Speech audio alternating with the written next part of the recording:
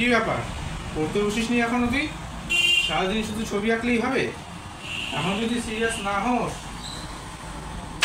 তাহলে কি কবে হবি? আর তোদের দাদাদের দেখ কত ভালো রেজাল্ট, তোর তো রেজাল্ট কাউকে দেখানোর মতো নয়। ওরে আমারও তো ইচ্ছা করে মাঝে মধ্যে যে আমিও বলি আমার ছেলে কত ভালো রেজাল্ট করেছে। কিন্তু বাবা, আমি তো এবার সত্যি চেষ্টা করেছিলাম ভালো রেজাল্ট করার। ছোটো থেকে তো শুধু চেষ্টাই করে যাচ্ছ, কোনো তো ফল দেখতে পেলাম না।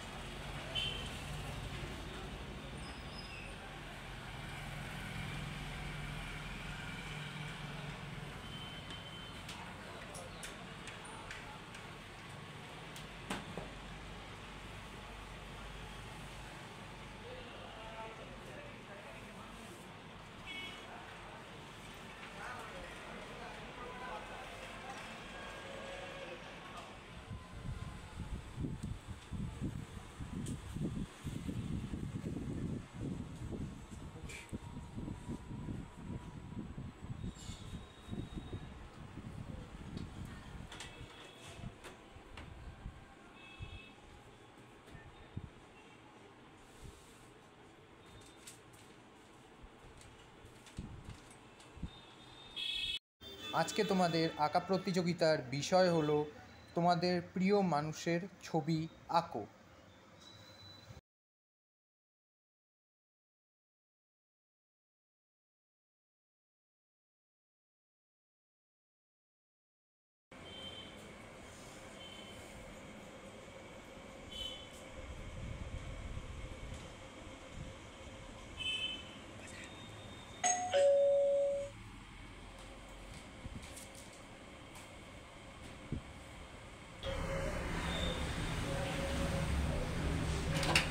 আরে আয় আয় বস। কি কেমন আছো দাদা?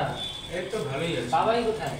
ও তো ও কি আর বাড়িতে থাকে? কে জানে কোথায় আছে, এদিক ওদিক ও সব যাক, তুই আয় বস। আচ্ছা।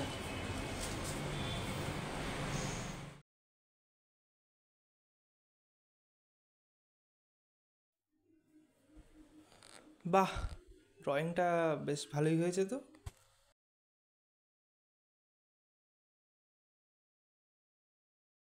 আরে তোমার ভাস্তে তো এবার মাধ্যমিকে দারুণ রেজাল্ট করেছে, এর জন্য তো মিষ্টিটা নিয়ে এসেছি এই সুখবরটা দিতে।